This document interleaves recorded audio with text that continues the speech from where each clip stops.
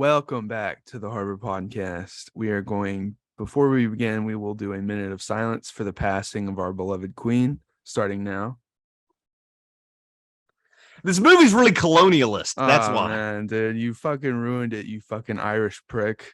Hey, man. I'm not Irish. I'm Scottish, though. That's a very long minute. Unironically. Man. Speaking of long minutes, there were about 121 long minutes in this movie. Yeah, but we're talking about Midnight Express, directed by Alan Parker and written by Oliver Stone, which the only Oliver Stone shit I think I've seen is Scarface and Wall Street, maybe. Natural Born Killers. I haven't seen Natural Born Killers, actually. Yeah. You're forgetting he wrote one of my top 5, unironically top 5 movies, Conan the Barbarian. Hell yeah. Okay. Cool. That's his cinematic masterpiece. He's been around for a while. I like Oliver Stone. No, I am also very he didn't direct this, but I have not seen any of the films he has directed. Not one. First I saw 8 Million Ways to Die. For a second I thought, I've seen A Million Ways to Die in the West, but no, that's a different movie. That movie's okay. I never got to see it. Ted 2 kind of made me feel like, I think I'm good on live action Seth MacFarlane. Oh yeah, Ted 2 he phoned in. Yeah, I feel like he tried with Million Ways to Die in the West, but didn't. Yeah, let's take anyway, we're not talking about that. No. He was like, let's take all the probably cut gags from whatever season of Family Guy they were on. He's like, let's put it into a movie. These ideas, put them into a movie. But we're talking Midnight Express, and the reason I put this in the podcast episode list is because this is one of my dad's favorite movies. Really? Yeah. Oh, that makes sense though. And I wanted to see what it was all about. But here's the thing. I finally got around to trying to look it up and watch it last year. And I put on the wrong movie and was like halfway into it. And I was like, where the fuck is the hash? Like, what's going on here? I put on Midnight Run, which is a action comedy and much different from this movie and doesn't feature prison rape at all. Oh, that Liam Neeson movie. I was like, I was thinking of Run All Night. No, that's Charles Grodin and Robert De Niro. That sounds fun. And De Niro, he does a good comedy performance in the film. And that's what I liked about it. I assume, he's in this. My dad loves him, whatever. But I was like, man, this is not the tone my dad was describing when he told me to watch this movie. No, it's funny because I had a similar moment. I was talking to my stepdad about watching Midnight Express afterwards. He's like, have you ever seen Midnight Express? And he's like telling me about it. And he's like, oh, I love that movie. And then I'm like, and I was telling him about it. He's like, that doesn't sound like what I'm talking. He's thinking about Midnight Cowboy. And I was like, well, that's a good movie too. But I was like, it's also gay, but it's a different kind of gay. You just need to stop having midnight. Yeah. I got confused, and so I started doing a food review of Panda Express in preparation for this podcast. That's fair. The Midnight Kino. And we have to point out for those who don't know, your dad's Albanian, so he's from closer to Turkey. This movie's set in Istanbul. If anyone doesn't know, not Constantinople. A lot of people don't know about me. My dad, he grew up in Yugoslavia before, back in those days. And he escaped to America when it was under communist ruling and was over here for a decade and a half before Kosovo was finally recognized as a country. So here's the thing. This movie is very problematic in its display of Turkish, just Turkish everything. And but my dad obviously doesn't give a shit about that. He's probably because he also hates the Turks. But he's probably, who knows, he's probably encountered some shitty Turks. I don't know. And his dad hangs out with some shady people though. The problem when I see things like this and they paint things a wrong way, I was like, maybe just all of those guys specifically were assholes. Because when they're in like the airport and stuff, I'm like, I'm sure some of these normal people are fine. Well, here's everyone in the prison. Everyone in the prison had to I don't know. It is prison isn't fun in any country, I don't think. No. I hear the Northern European prisons are nice, I guess. American prison movies also have, Shawshank, there's some stuff going on, and Well, that's here's a the thing. light The version. problem is that this movie set the stereotype for Turkish prisons. Like I always heard that joke, like, oh, they'll string you up in a Turkish prison, blah blah blah. That came from this fucking movie, and I can see why it was a fucking disgrace and banned in Turkey, and was really fucking problematic. So I mean, it also goes like entirely way against like the book and the actual author's experiences. Yeah, like, completely. The ending too. The ending is so out of line out of the book, but the ending, the real story is cooler, has a cooler ending, and we'll get to that. But I was listening to interviews and stuff, and the guy who was in the Turkish prison was like, I actually like some Turks. Like, he was like, the Turks are all right people. And he was like, most of the guards were just doing their job. He said there was one sadist guard who is in this movie. But he's like, other than that, it was prison, but it wasn't. I mean, he said the conditions were bad, but I'm sure it wasn't constant beatings. We also see, prison in movies. You're going to get shown the bad days in prison. When 99% of days in prison, it's a lot of waiting. That's what you're doing. He was also, he even said the oversight, there wasn't a lot of oversight or like shuffling you around in lines like it is in American prisons. He's like, they kind of just send you in there and you do your time. Getting lost in the fucking system. That's what I liked actually about the setting the most, is that it wasn't the standard prison kind of movie you're used to with the American, at least with how it works. It was kind of like, okay, y'all are kind of hanging out in here all together, and just, I don't know, it was interesting. But they aren't in cells, really. Yeah. They have bunks. It's like camp. Just like Speaking about camp, his dad was in Sleepaway Camp as the owner of camp. Oh shit. Okay. Yeah. I was watching this and I was like, why the fuck do I know that guy? And I was like, oh, that's Mike Kellen. He's that's fucking why I know Sleepaway him. Camp. Okay. And who else is in this movie that I noted? The prosecuting attorney in the trials is the guy wearing a fez in The Last Crusade, who, when they're going toward the propellers, is like, my soul is prepared, Jones. What's yours? And then gives him that exposition dump and has like the tattoo of the cross on his chest. Yeah. That guy. That guy's cool. There's a lot of that guy's a great for being in one scene. That guy makes an impact. That guy's awesome. That's a great character. There's a lot of great actors in this movie in general. Yeah. And they really, let's talk about casting. They really went for the fattest, ugliest Turks they could find. I feel like I don't know the obesity rates in Turkey in 1970, but it can't be that high. The movie was made in 78.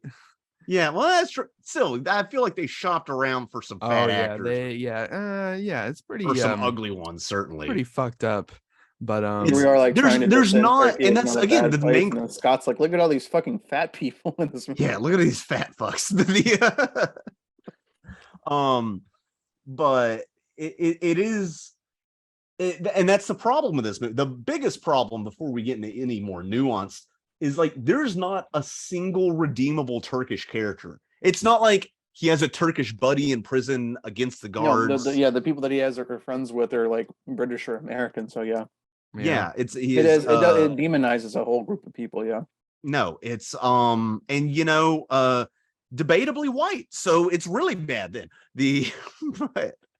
And Turkey certainly has its problems if you've read the news the past few decades with their government and stuff, but their government are not their people. Right.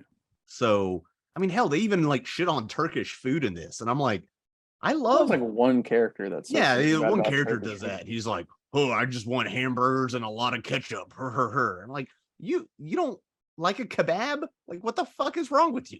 Yeah, I doubt they're eating that in prison. But no. Well, there's a lot of crossover with some Albanian dishes with Turkish dishes. So fuck that. But this might be fucking one of Dennis Quaid's best roles, just because it's so fucking wild to see him in this. No, Randy Quaid. Not Dennis Quaid. Yeah, Randy Quaid. No, Dennis Quaid is he's playing Ronald Reagan. Randy Quaid plays a crazy person in real life, and he really gets to shine in this role as a guy who's been in prison for a decade. Yeah. I got to bring it up. Have you guys seen the video that Randy Quaid made of him, quote unquote, having sex with Rupert Murdoch? Yeah. Have you seen that? Oh my God. So pause this video, go watch it, and come back, because it's really important to know that Randy Quaid made a video miming of him anally violating Rupert Murdoch, media mogul.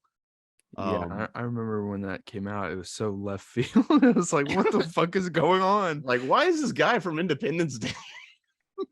Fucking Randy Quaid, yeah. Uncle Eddie from Christmas Vacation and Christmas Vacation 2. And Vegas Vacation. Don't forget about the best one. No, I'm just kidding. Here's the thing. They make Turkey look fucking horrible, impoverished, poor. But here's the thing. There's a little bit of truth to that. That region was fucking doing horrible back then. And the other thing is that my dad being around there back then, he was a little kid, and then teenager, grown man in the late 70s. He probably didn't think twice about it in the way he saw it in this movie. I don't know. So also he I don't know. My dad, well, if you don't know my dad, he's He'll I wouldn't call him politically correct. Yeah, I wouldn't say that. That wouldn't be in the top 1,000 words I'd use to describe some of the jokes he's made about Serbs I wouldn't repeat for $1,000. But I just remember him. I don't know. I don't remember. He was just talking to us once. He's like, "I swear you white people like spicy food more than Mexicans." I'm like, Jesus, Bruno, that's yeah, really blunt, and that's a mild one. That's one I'm okay with. The first time he met you, he thought you were gay because you put your hand on your waist while you talked. Are you kidding me? No. I don't. He didn't care. He was just like, "Oh, you have a gay friend. That's cool. Whatever." I was like, "No, he's not gay." And you're like, as long as he's not Albanian. I didn't know that. I don't always do that. I wasn't swaying my hip as I did it, I'm sure. You want to hear something though? Yeah. One time he just came out and just randomly dropped on me. He's like, black people don't eat salads. And I was like, what? And he's like, no, pay attention. Because for people that don't know, I worked for my dad and for a long time and at a restaurant, et cetera, et cetera. And he's like, next time you bring some black folks some salad at the see if they eat it. And I'll tell you what, in the 4 years I worked for them, not a single black folk ate their salad. They prefer their greens and other delivery. Because I was like, Dad, that's fucking racist. Don't say that shit. And then I was like, well, after all that time, I was like, this is all he's seen. In effect, I don't know if that's racist, if it's just an observation that he's made after 30 years in the restaurant industry. Yeah, just like his observation that, Serbians can't read. It's okay. Yeah. It's just shout out to our friend Dimitri. Yeah. I will say that. Is that why he never texts me back? He can't read. Yeah. That Billy Hayes, the real Billy Hayes, he said, like, he even apologized at one point to Turkey for the film, not his book, because his book was, actually real. And but he said when they were doing pre-production location scouting, when he went to go look at the locations that they were selecting for the movie, it was 2 years from the date that he escaped. And he said that the locations they chose were so spot on that it was making him sweat and like fucking panic.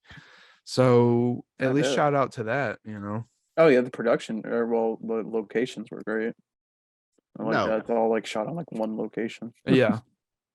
Arguably the prison is the best character in this movie. Yeah, for sure. I was gonna say John Hurt, but yeah, sure. Prison. John Hurt's in it. Great character actor, John Hurt. John Hurt. The movie just made me miss him. What movies was he in before this? Before? Yeah. Before 78. Shit. I don't know. He was in after this, because I typically know him an old man actor. He was Mr. Oliver or whatever in Harry Potter, and he was the dictator in V for Vendetta. And I think he might have been the lead, maybe Winston, and I think his name is, in 1984 in the film adaptation. So he's been in stuff. Yeah. He was in Doctor Who, Snowpiercer, but yeah. Yeah. Oh yeah. Okay, that's where I recognize him from. He's in like a lot of shit, and then in this movie, kind of does like a Gary Oldman because he's like just so like small and like unrecognizable, Yeah. and unhealthy. He really falls in. I mean, the first shot we get of his character are track marks on his arm. Yeah. So. Oh yeah. It sets the tone. I mean, what else are you gonna do in prison? Oh yeah, I forgot to mention also that I mentioned this in a podcast before, but just to add to that, because another movie my dad told me to watch was War Dogs with Jonah Hill and Miles Teller. And like I said in that other podcast, they go to Albania, and that's when I was like, fuck this movie making Albania look like shit. And then I was like, well, I've seen photos of the old country, back in the 70s and 80s. It did look pretty, they've come a long way. So, but then I looked up where it was shot for War Dogs, and it was in Turkey, and it made me feel a lot better. So I don't know. Something's there with my dad. I don't know. But also, I've talked to people who I've never been. I don't know what the situation is right now. I would love to visit Istanbul. I've talked to people who have been there. They said it's beautiful. It's a fascinating city. It's one of the most important cities in the history of the world, really. Mm-hmm. Gateway to the East and vice versa. Yeah. Byzantine Empire. I didn't know. So there's a lot to love. What Istanbul was. A lot of the city in this movie. Not Constantinople. I didn't know what Istanbul was until I heard it uttered by Stromberg in like 2006. Way he mentions he just goes Istanbul. I don't know. That's all I remember. Anyway, but yeah, good point. I don't know. The main character. How do you feel about him? I think he's a dongus. Yeah. I really. It's. I'm not. It's a situation I wouldn't put myself in or get myself into. I don't even like. You end up feeling bad for him. Sorry, Scott. You end up feeling bad for him, but it's one of those situations. It's like, well, just don't fucking traffic drugs into other countries. Like, yeah, well, kind of simply put it.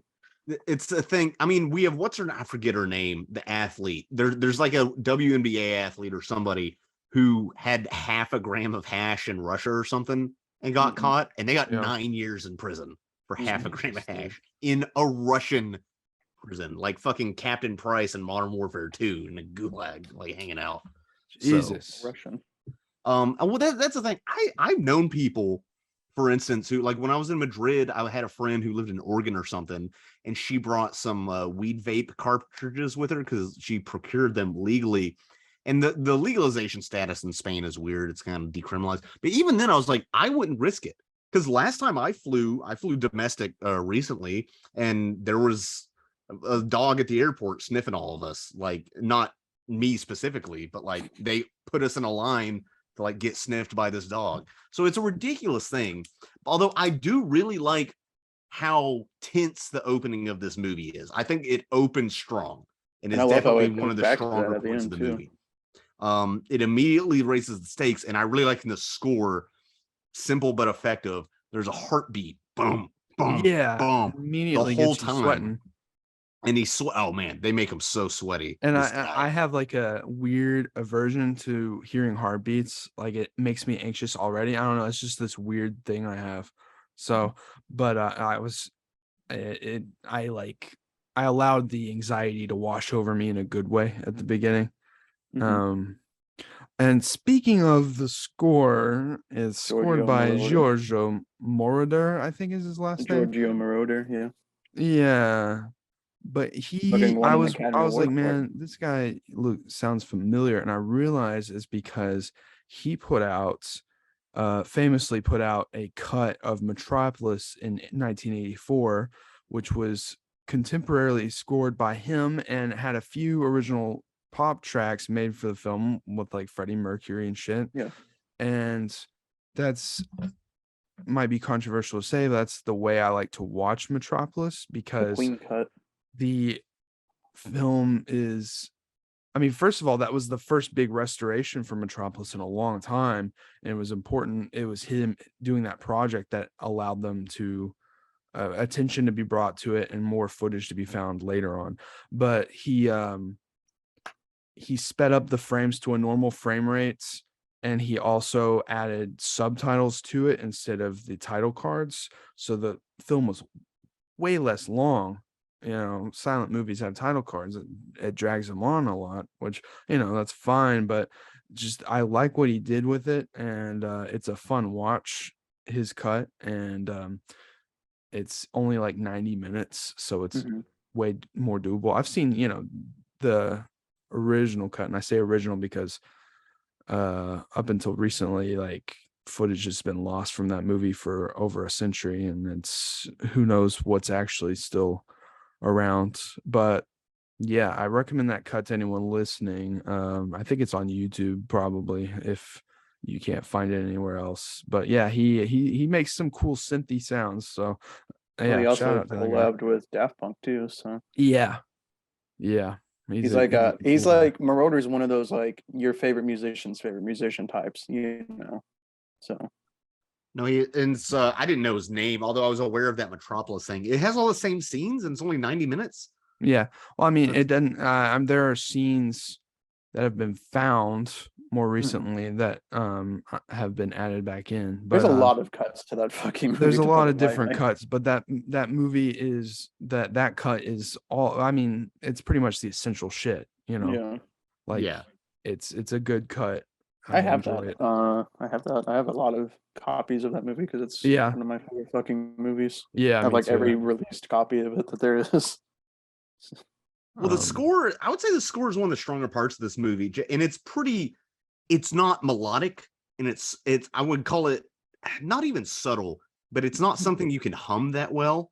No. It's a lot of just I'm really showing my lack of musical expertise here.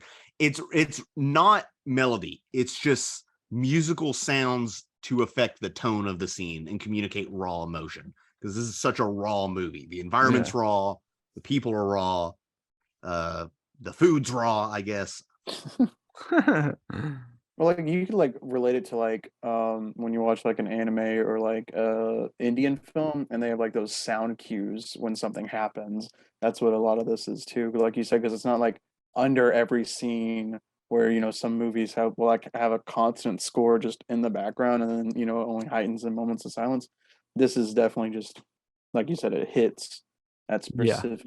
Right. No, there's not a lot of constant scoring, which is good. And I prefer that in a lot of movies. It works here because the environment's so stark. Yeah. Another thing about the main character, he was with, and I know this is based on a true story or whatever, they told him, now who knows if they would have held up their end of the bargain, but they told him, hey, if you help us find the guy who sold you this, we'll cut you a deal. And then he runs from that, which to me is, I know is a moment of panic, but it's like, well, you can't get back on a plane. You can't buy a ticket. They've seen, I know there's not computers or whatever, but they've seen your passport. They have all your identification. So how are you going to get out of the country? You're currently in the biggest city, surrounded, you know, by cops, presumably. Well, and security's real high alert because in the 70s, the Palestinian Liberation Front, the PLO or whatever, hijacked some planes for negotiation leverage, and they got some of their people released from jail. So that's why security is such high alert here. I do like the moment, and this really happened. It's kind of humorous, but not for the main character, when they see he has something strapped to him, and they're all like point their guns, freaking out. And then they're like, "Oh, this is hash. This isn't a bomb." It's not a bomb. And all the cops start laughing, and then he gets whisked away. And they're like, haha, we're gonna fuck him, but you know, at least we're not dead. At least we're alive to do it. That's a good moment. Also, he's what a fucking moron for. He shouldn't have known shit would be tight with these conflicts going on. Like, what? Well, that's the thing. Like they say that with his consulate, whatever you want to call him, that other English dude, American guy. But he's like, you didn't know any of this was going on. I'm like, no, he just, he's just over in Turkey. Some I don't really know dickhead why he was fucking over college there. kid. Yeah. Yeah, and that's what it is. And the author says that again. He's like, don't smuggle drugs. Which I always thought anybody whose profession was drugs, I mean, even a small time dealer, the anxiety you get from that, I could never imagine like being I don't know, even like a small time dealer, let alone bricks of hash taped to my body. Yeah, nothing on that level. I probably shouldn't say this, but I'm going to anyway. First of all, I worked at the airport for 6 weeks and I paid attention to shit. The drug dog only comes like occasionally, like maybe like once or twice a week, and it's kind of just like a crapshoot. I noticed. Two, last year I was not working at the airport, but last year Parker and I went to Florida for a week, and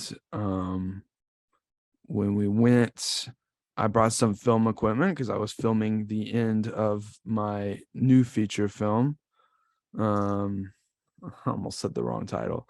Patrician's Guide to Kino. Shout out. That's our sponsor for today. Is my movie. But I was bringing film equipment, and in there I brought a little lav mic that you can plug straight into the iPhone, and it comes in this little pouch, and you put the mic in it, and there's like some like fuzzy cotton kind of thing underneath it, and I pulled all that up, and underneath it I put a gram of weed, of s'mores. If anyone smokes that, shout out to them. No, I'm just kidding, that's fucking gross. But I put a gram under there and did not tell Parker, and put it in the little underneath the lav mic, put it in my bag with the rest of my film equipment, and successfully smuggled that through TSA and brought it to Florida, and we smoked on it and relaxed a little bit at night. It was a stupid thing. I shouldn't have done it, but here's the thing. I read up on TSA's guidelines before I went, and explicitly in their guidebook says, we are not looking for weed. And I was like, huh. And it says, if we find it, we have to do what we have to do, but we are not explicitly looking for it. But so when I was going through TSA, I did have a little bead of sweat on me, but it's nothing I would do again. I had a weird wild hair. I don't know why I did it, but the beginning of this movie made me think about that. And I was like, except mine was just like a little nug of weed. His was like like 2 kilos of hash. Yeah. I normally keep my heroin in my ass, but that's just me. Oh yeah, what's that fucking movie? Get him to the Greek. Better take it out right now. No, Get Him to the Greek. That movie. Yeah. Fucking Russell Brand has him shove heroin up his ass. Weird spinoff of Forgetting Sarah Marshall. Yeah. Where Jonah Hill's also an actor in that, but he plays a different character in that. That's a weird movie. Yeah. I don't hate it. No, I like it. I like both of those movies a lot. But yeah. I'm trying to think of other drug smuggling things in movies. I think there's a lot. I guess does Cheech Chong have any? I don't know. You go watch that Scarface. What is that movie? That Marky Mark movie, Contraband or whatever. Oh, really? I don't know. I haven't seen it. Harold and Kumar. Oh yeah. Anyway, when he is arrested and he tries to escape, and that guy puts the gun to his head. What is that actor's name? Do you know? He seems familiar, but I couldn't place him. I don't know the character's name. Yeah, I don't know. Tex, was it Tex or something? That would make sense because he had more of a Southern accent. He's a CIA agent, Bo Hopkins. Yeah, Bo Hopkins. Known for playing supporting roles in a number of major studio films between 69 and 79. I don't know. He's been in a bunch of stuff. He's some character actor. He was in the Angry Beavers. He's in American Graffiti. You might. Oh shit. Okay. Yeah. I do love American Graffiti, and I would like to do an episode on that someday. But Anyway, He was also in More American Graffiti. I could never bring myself to watch that because the only DVD I could find out of it as a kid was a double feature pack of both of them. And even as like a 13-year-old, I was like, I'm not watching this shit. Lucas didn't make it. He just Lucasfilm produced halfway it. That's produced it. Yeah. Studio wanted it, All I know is on the Phantom Menace behind the scenes, he talks about you never know, we made More American Graffiti. It made 10 cents. So you never know when you're making these things. Well, that's the thing. Oh well, let's save that for American Graffiti Cast because I have a lot to say about that actually. About More American Graffiti. Yeah. Do you ever think he's gonna just say fuck it and make even more American Graffiti? That would be fucking funny. Round out the trilogy. We should make that, dude. We could make that. That's not it's not the same title. He can't own American Graffiti if we do even more American Graffiti. I'll just rename my coming of age novel that I'm releasing in 2 months to Even More American Graffiti. An absurd amount of graffiti in America. God, it's like all the Once Upon a Time type movies. Once Upon a Time in Mexico. Once Upon a Time in China. Once Upon a Time in Mexico and China. Yeah, you can't copyright Once Upon a Time, or the Brothers Grimms will rise from the grave and sue you. I wanted to do a cast on Once Upon a Time in America, but that's 4 hours. I watch a 4-hour film in Taiwanese. I can watch one in English. I know. But also I want to do one on Satan Tango, but that's a 9-hour movie. I thought about bringing that up the other day. That's a fucking Bellatar, Supremo film. Yeah. I would, maybe we could give us all like 4 weeks to get that, watch it. But it's on the Criterion Channel. Oh yeah, okay. Yeah. I think it's only 8 hours. The prison in this movie, Midnight Express, the 2 American characters he becomes friends with, how do you feel about them? You mean the one guy trying to escape and then the Swedish guy? Yeah. That one guy who's trying to escape all the time was just like, I thought he was going to die. Like, I honestly thought they were just going to kill him. Quaid, they kept rupturing his hernia. Yeah. That's really sad. I thought they were just going to kill him or something was going to happen to him, But I don't know. It is amazing. Nice. He was gentle. That character that character is more successful in surviving than Randy Quaid's career. He's more resilient than Randy Quaid himself. I did think that they're trying to escape in those tunnels that were built by the Christians or whatever. And I was like, dude, if they escape because of Christianity, that's just going to push this over the top completely. If they're like, they walk by this and do the sign of the cross to like a crucifix, and then like holy light hits them as they exit. Dude, that would make me like the movie more. Are you kidding me? That'd be insane. 45-minute movie. That'd be fucking. And they got out. They're like, thank you, Jesus, for. I mean, dude, we have a main character who's like, it's weird you guys don't eat pigs because that's what you are. That's a line in the movie. Yeah, that's fucked. Imagine saying that to a judge. That's like, I always wondered. It went unhinged, and that's like the start of the third act where everything just is bad from there on. Yeah, dude, he really digs himself. That was a great performance, though, in that scene. I like it. I have mixed feelings. I mean. Well, look, this is a dude I've never seen anything else from, and this was a movie I'd never heard of, and it was just really fucking good. It was a lot better than I expected. And as far as prison escape movies go, I'm like, how come I've never fucking heard of this? It's won Academy Awards, it's won BAFTAs, like, and then the main guy. Actually, I liked it. The reason why I liked it the most was when they go through the catacombs and they realize that there's not a way out through there. There isn't like a let's come back. They do say that through there. Never do go back. I know, but that's the thing is that it doesn't happen. Yeah. And like I said, I liked that performance when he's like pleading his case, and I'm like, okay, this is going well. And then he's off fucking filthy racist and horrible. Yeah, and then it goes wrong, and it goes really wrong, and I'm like, oh no. That's what I do love. The movie, it takes such a fucking turn in the last 30 minutes with him deteriorating as a person. Oh yeah, it's entirely fucked. And then horrific. Max and him both get sent to the like mental ward of it, basically, and it's I don't just know if that's better or worse. the Worse. cat, and I then don't know. Horrible, dude. He's not even speaking like coherent sentences. No, he's Yeah. not. But also, lost. I don't know. Like, And but even also- the fact they're all walking around the pole, which I think is like a Muslim thing, because I know they do that at Mecca around the rock or whatever. And then he starts walking the other way because he's a Christian Westerner. He has to disrespect their traditions. But also the dude pointed out that they consider that the communist way is to go the opposite way.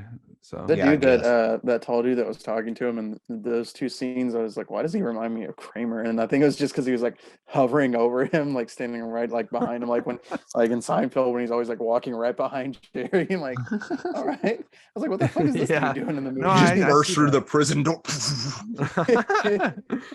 I was like, and he's like, what's going on here? He's like, oh, it's Friday night, Jerry. Like, just had a weird moment there. Yeah, no, I think it is devastating after spending 5 years in prison to be told, oh no, actually they're taking your case back, and sorry, you're going back for 30. life. That is devastating. All for Holy shit. roughly what 2 pounds of drugs. Here's the thing. 4.5 pounds, but still Yeah. of hash, which is you can just go to California and buy that now. That's what's weird. Is I think the movie was trying to say something about like mental health of people in wards like that at the end and like treatment of prisoners, but I think it gets overshadowed by all of the problematic natures of the film. it just feels like shock value to me.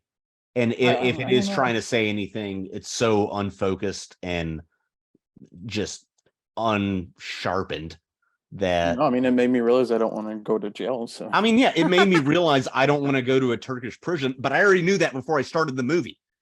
yeah. I don't want to go to any prison. Yeah, the problem is that the stereotype of Turkish prison came from the movie, so it's like a circle. It is a thing. It's Well, so when are we doing a Serbian film? Yeah. the Nah, movie's lame, shock value bullshit. No, but lazy. that is a problem I had. I liked the group of guys he's in there with. I like their conversations and figuring shit out. I just not all of it works, but there's a good amount of the film that does work for me, and I'm able to push back some of the racism. Although I will say that fucking Turkish prick who's in the jail in that area with them, Rifki. yeah, Rifki. If it was me, dude, we would have all teamed up and beaten the shit out of him way earlier than that, dude. Like, take care of him, because like, And they really got an ugly guy to play him to make the point. it's just like, dude, That's the guard's favorite guy. Like, yeah, he's fuck like him he's for like a being pet, a fucking. like he's like the class pet. Or He's whatever. not a prisoner though, is he? He's like the Yeah, he chef. is. Yeah, Oh, he is? He's just a Oh. fucking simp to his Turkish brothers. Yeah. Oh. That's another thing. They made it seem like I really didn't.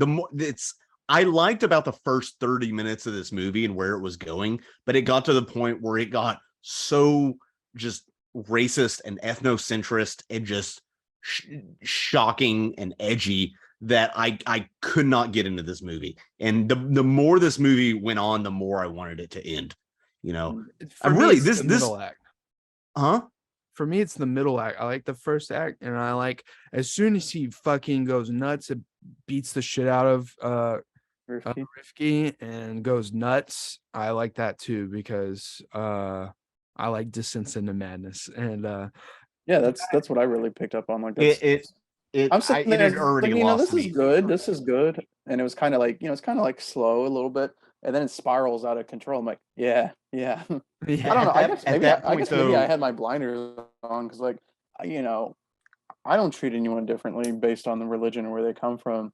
But like when I watch movies, I'm like, like I said, when I watch something, I'm always like, it's these characters that are like that, because I don't think it's Oliver Stone sitting here like trying to hate Turkey or something. I hope he doesn't hate Turkey and other races, but sometimes like when I watch something, I'm like, is it the writer's intentions that he wants us to feel like this, or does it just come across that way because the characters are like that?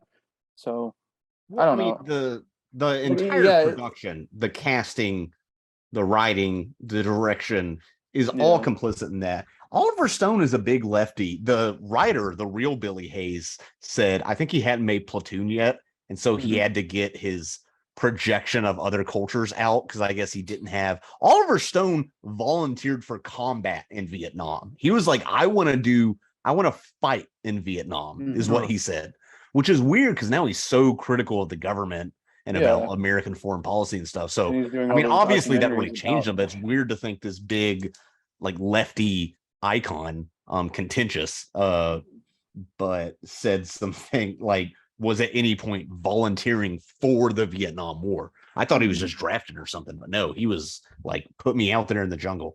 Wow. Yeah, that's out there. Did not know that. I don't know. I was more like I said, I was more into like the character arcs and developments than thinking about, does this movie suggest that I should hate Turks or anything? I was like, no, but no, I can get, it is different in the year 2022 now versus a movie made then. I get that. I can push some of it aside, but not all of it. Oh yeah, no, I said, I definitely get what y'all are saying, but it wasn't like with Scott for me, like where I was like, well, this is going to take me out of it, Yeah. Definitely like when he bites the guy's tongue out, and that's just like an iconic scene. I realized as soon as I saw that scene, I remembered why I knew what was about to happen. My dad didn't tell me about it. Back in the day, back when Joe Rogan had good podcasts before he went and pandered to alt-right incels and went off the rails somewhat. Yeah, that's right, kids listening. Joe Rogan, I used to listen to him 4 or 5 years ago. He had some. That's what I always thought was crazy because I didn't listen to him back then when you did, and then like I only knew of like who he was recently. I'm like, Adrian, like this guy. I was like, what the fuck? Yeah, back in the day, he had good guests, and it wasn't completely fucking unhinged.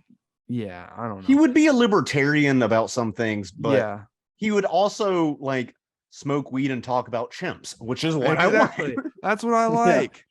Talking about, I love monkeys. I love fucking apes and monkeys so much, dude. That's my dad. That's my fucking dad, love apes, but that's not what I'm here. Anyway, I realized he did a cast a few years ago, 4 or 5 years ago, with Joey Diaz, and Uncle Joey. Shout out to him. Maybe we'll get him on someday. But he loves 70s cinema because that's when he was coming of age, and he's the one who got me to watch The Mechanic with Charles Bronson and shit like that, just from his recommendations. Or Death Wish. Yeah, Death Wish. He was talking about this movie, and he said they were showing it on TV, and he couldn't believe it.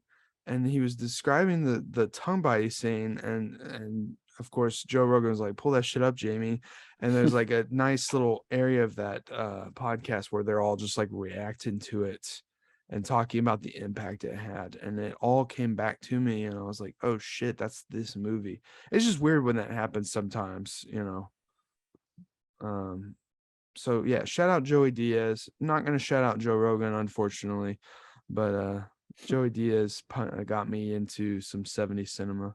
But that's part of it, is like 70s, they wanted to be grimier and fucking edgier, and I get that, so I can respect that scene where he's biting the fucking tongue out. I'm like, yeah. I respect it because if some of the 60s, and definitely before the 60s, some of the sanitized studio productions are just uninteresting to me. That's why I don't even. They're not even that interesting cinematographically because they're all shot on matte painting backdrops, which are so sometimes they have this real stagey. Fucking sometimes like really too bright, cheap looking studio lights and shit. Yeah, for big movies. That's what I like about this. I mean, it was just like shot. It's shot on film, and it's like gritty and just.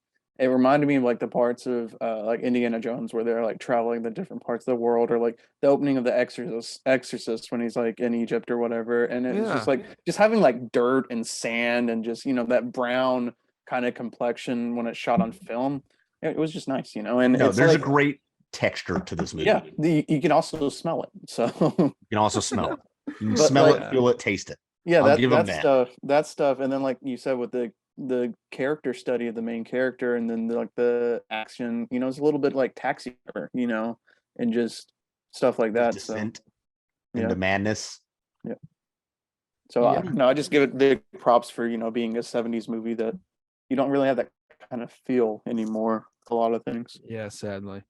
But shout out to all the fucking crazy ass, trippy, what do you call it, like galaxy movies like Mandy and Color Out of Space, and shout out to Nick Cage for doing crazy shit these days. Yeah, that's the closest we're gonna get again to like shout out to President Erdogan of Turkey for being a despot. They've made fucking action in movies so sanitized and boring now. Like I brought up The Mechanic with Charles Bronson. They remade that with Jason Statham. It just has that generic shit.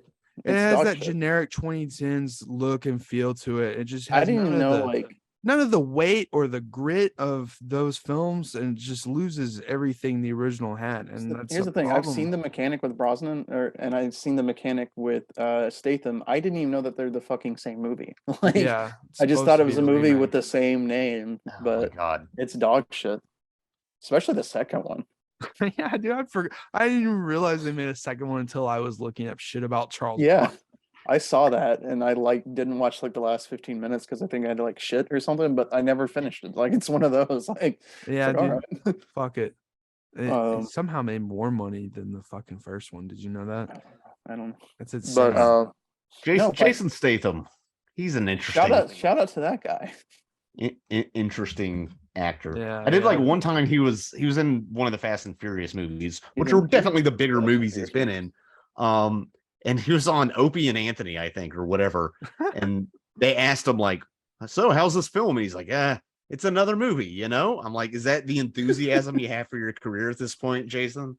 I don't know. I've heard Crank is fun, but I've actually I wouldn't watch it in 4K. Okay. But I really like him more in the 8th Fast and Furious, actually, than Hobbs and Shaw. Hobbs and Shaw's. I've never seen old school Jason Statham before he came over here. Give me Lock, Stock, and Two Smoking Barrels. Fucking, Jason Statham or Snatch. Can we talk about the scene with his girlfriend, who doesn't actually exist in real life, by the way? He was in Turkey alone, but they needed a love interest. Oh, it's also, he actually had a girlfriend, but she just wasn't in Turkey she just wasn't with him. there. No, she wasn't there, I guess. So would you, man, if your significant other got locked up for life in Turkey, how long would it take you to move on? Because I don't know if I've ever. I'd be on how long they've been together. Sorry, I'd be fucking around for sure. That's just how it is. I think it's because he comes from a rich family, so maybe she was with him for the money. I mean, the '70s, and that's the thing. Yeah, what the fuck? He didn't really know how to write women characters, right? His dad clearly makes money. Yeah. Why is he bothering with fucking smuggling hash? Yeah, that's the thing. He's like, I can just give you money, and he's like, I thought it was gonna be one of those. Well, I just wanted to do it for myself moments, but then he's just like, yeah, no, I made a mistake. I'm a fucking dumbass. I'm like, yeah, I mean, you just see it is easy money. It's a lot of crime is opportunistic. Yeah. Arguably the majority of crime, and so a lot of people they're just like, hey, this will be an easy way to make money, Mm-hmm. And there's obviously not much thought put into it because the main character is kind of a dingus. Just figure out how to make hash yourself and make it back in America. Make it when you get. But no, but then you gotta get the weed and the equipment and Yeah, I don't know much about hash actually, other than Trailer Park Boys. So, but yeah, no, that scene where she comes in and he's just beyond repair almost. He's so far gone. But she cured him with her titties. So. Yeah. Yeah. Well, it's just what a pathetic fucking scene. It really was. It was very fucking pathetic, but it it showed something about his character. So it did, but it made me like him less And I mean, that happens. I don't know if you're really supposed to like him anyway. You're just supposed to watch his journey. Like I said, I felt bad because like that's a lot of shit to go through. Obviously, in real life and in the movie, that's a lot of shit to go through for something that's trivial, pretty much. But it's also like you can avoid that. Yeah, should But you're supposed to feel bad. But yeah, to a degree. Should you go to prison for 30 years over hash? No, of course not. But also, you're such a grade A fucking dingus. How am I gonna feel that bad for you? Yeah. But yeah, so that's the way they went in their approach to making the movie. To make you feel bad, they have to demonize and make everyone else just an awful person. So right, you're like, this guy's a dingus, but look at what he's in. Yeah, it's like writing 101. Whether the point of the here we go. Sorry, Adrian, but Scott, we were in writing classes together in college. Let's have you rewrite this movie based off the book and not demonize Turkey or anyone in the prison. I'll do it, but there needs to be more gay sex. Yeah, that's fine. Because he pulls away in the movie, and in real life, he was like, "No, I fucked that man." Oh yeah. No, I did feel like it came out of nowhere. I was like, am I sensing some homoerotic tones here? I picked it up on I don't know why, but I picked it up on the very beginning of the movie. I was just like, I hope there's some gay sex in this fucking movie. Yeah, it cuts to like them in it's the a prison shower. movie. Like, he's gonna be in there for 3 decades. I was like, people are gonna fuck. But then it makes it, and we kind of talked about this with Logan's Run last week. You can be like, oh, it's progressive for depicting that. Is it depicting it in a positive light, or is it depicting it as part of the overall immoral environment that they're in? I think it was more neutral in this movie. Yeah. I think it could have been. They didn't really do it like one way. It could have been way worse. It is more neutral, and it was a tender moment. You're looking for human contact and love, quite frankly. And also, and they were gentle. It could have been and all the prison rape, all the guard stuff, it was mostly just background talk and implications. Yeah, they never really like showed you only at the end do you see a guy undo his belt, and so I was glad it didn't get too sensationalize that. Yeah. So that could have been way worse. It still seemed a little sensational at the end, but again, by that point I had checked out, and the guy just happens to die coincidentally, which also didn't happen, just like too easy almost. He just like rolls a crit, he pushes him away, he like rolls a nat 20, and the guy just fall and like hits his head. Yeah, like he's a zombie or some shit, or like a Final Destination shit or something. It was very much like a zombie, because in zombie their skulls pop real easy. It was just like that, and that was another thing. I was just like, okay. But think about how gnarly that would have been in the 70s to watch in theaters. Like, it's pretty cool. It's definitely surprising. It's pretty gruesome. I was watching this in my living room, and my family would come by and be like, my dad saw this in theaters actually, but okay. It's, and can we talk about how he gets out? So he tries to bribe the guard, which I do think is that going to work? Because that was the worst mistake, trying to bribe that guard specifically. Like he was the most prominent asshole to him the entire movie. I'm like, that's the guard he had. But also, couldn't I just take your money and then beat you? And then but he was also so out of it and so desperate. He was so far gone in that asylum. I get it. It's like his last ditch effort.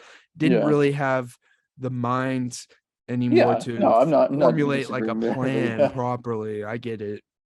But I was like, there's no way it's going to be this easy. And it is brutal watching them. That I do like the way it's shot, how it follows them and it zooms out and follows them on the stairs as he takes them to the that special sanatorium or whatever. That was a good shot too.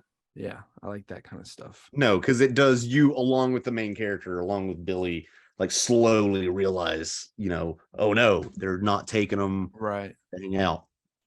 So he kills that guy on accident. There's like manslaughter. Fuck him. Puts on his uniform, which is too big for his emaciated ass for the fat guard, and then kind of just walks out. But in the real story, I think it's even cooler and more cinematic, and I don't know why they didn't do that. Probably money. Transferred to another prison and goes out on a boat. and it has to like cross into Greece and like do all this, and they couldn't show all of that. They would have to shorten it probably, but I don't see why they didn't go that route. I mean, I guess they wanted you to kill the video game boss at the end, kill the bad guy, and do that, and they needed a shocking, oh my god, he's unzipping his pants scene. But Yeah, I don't know. That could have been cool. Here's the thing. I don't know if you read it, but they just threw out the last 16 pages of the movie and just went with that. Oh, Really? It probably had I to think, do with yeah. like scheduling and time and Yeah. budget. Like I think it was preparing to shoot that kind of stuff, like you were just talking about. But the director just scrapped it, and like Paramount or whoever produced it like freaked the fuck out, like went ballistic. That they just were like, nope, fuck you, and we're not filming the rest of this or something like that. Yeah, I do wonder. So Paramount didn't want to do it, so I guess they were willing to pay for that, I assume. Maybe the directors felt like it would make the movie too long, or he wanted to have other things in the movie, and he knew he would have to make other cuts if they added all the 15 extra minutes or whatever it was, or just for pacing reasons. It could have been any number of things. We can only speculate. And who's to say that would be a better ending? Yeah, you know, people, because that's one of the worst things about modern, like especially on YouTube, movie criticism, quote unquote, is that people are like, it would have been better if they did this, or I would have made it like this, instead of speculating on other things they could have done instead of analyzing what has been done in the film in front of you, you know. And then, do you guys remember that guy who tried to rewrite some of Batman versus Superman, and then everybody shit on him for it? I love that. Fucking armchair critics, dude. So funny. Yeah, dude. Not fucking real critics like us. Death of true cinema critical thinking. But that's why we're here, folks. That's why you gotta subscribe now. I hate telling people to hate telling people to like and subscribe, but I'm gonna do it right now. Like and subscribe. Fuck it. It really do. Even if you don't regularly watch these, please like and subscribe. It helps our metrics, and it helps us gain momentum. We're almost, once we get to 100 subs, then we can have our own custom URL, and it's easier to tell people to go to youtube.com/theharbor/Kino Cowboy, whatever it's gonna be. But yeah, cool. The algorithm works.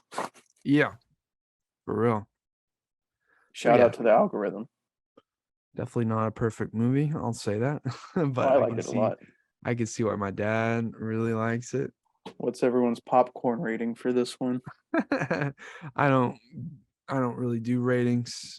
Pretty low. This might be my least favorite movie we've casted on. Wow. Really? Yeah. I was gonna say, as of the movies that I didn't already previously seen, this is probably one of my favorites. So interesting. I liked a lot of it, and also disliked a lot of it. So I can see why people would really dig it. I still don't know if I hate this as much. I don't hate it. I'm not like Casher and Annette. I'm not that bad on it. Fuck no. Annette's so fucking good. People are so lame. Casher didn't like it. What? No, it's a running joke. I like Annette too. Oh, okay. Y'all weren't on the podcast yet, but of course, I'd guess my least favorite movie I've talked about on the Harbor is, Rise of Skywalker. Oh yeah, our second episode. I wasn't doing that much.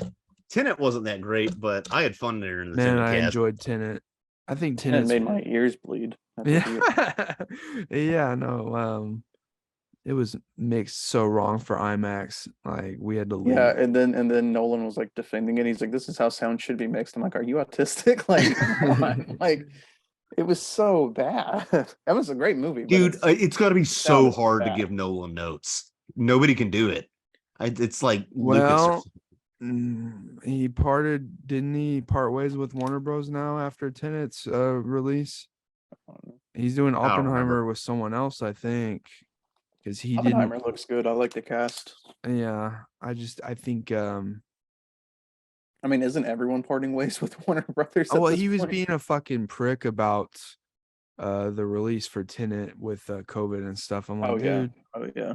Yeah. Dude, you gotta remember, like, not everyone's fucking. Because they wanted to put it on like you are. HBO, and he's like, it's only going to be theatrically, and then I get wanting it. They to be wanted to only push it out. theatrical, They but, wanted like, to push it out on Blu-ray quicker than he wanted it to come out. yeah, and, it's like, dude, if you want it to be only theatrical, I get that, but then you're just gonna have to wait even longer because people aren't ready to go to the movies. and look, it didn't save cinema either. So no, like, that it was prophesized. that goes to Godzilla versus Kong. So dunk on you, fucking Chris Nolan, fucking. And again, apes. We're back monkeys, to apes, dude. Return to monkeys. That's the biggest thing. There's not enough monkeys. We gotta have a monkey cast. Only dude. Turkish swine. Let's do when we do the whole podcast for Planet of the Apes. What I was thinking of Escape from the Planet of the Apes specifically. Yeah, fucking A, dude. I was like, yeah, just give us more like prison monkey movies. Yeah, I see. That's the thing. I can watch all 5 original Planet of the Apes no problem in like a week and not think twice about it. But asking my friends to do that for a podcast is a lot. So maybe I'll right here. Maybe I'll ask y'all to like watch them over like a course of like 2 or 3 weeks while doing other episodes and then get to it. Yeah, that's the way to do it. Just give us a little advance time. And part of that's scheduling just for me. I do have other stuff going on. With work, I definitely can't do like 5 Planet of the Apes movies in 1 week. But yeah, any time in advance, and I can. That's like hop on. It's like so underrated to me. Yeah, because like also the key is watching the unrated cuts of the 4th and 5th one, because they're better. That makes sense. They're better. They make sense. Because the studio all cut the shit they cut out. Yeah, they cut out key major moments. Like a lot of the violence was cut out and shit. Originally, and then they very quickly followed it up with the correct cuts, but still. We're not talking about Planet of the Apes here. We're talking about Midnight Express. And then they fix it with Tim Burton's movie. Tim Burton should have directed this movie. Oh man, get the fuck out of here. You have him like cut the bars with scissor hands or something. Yeah, maybe. Yeah, maybe Tim Burton hates black people as much as Oliver Stone hates fucking Turks. We could have seen Helena Bonham Carter get her boobs out.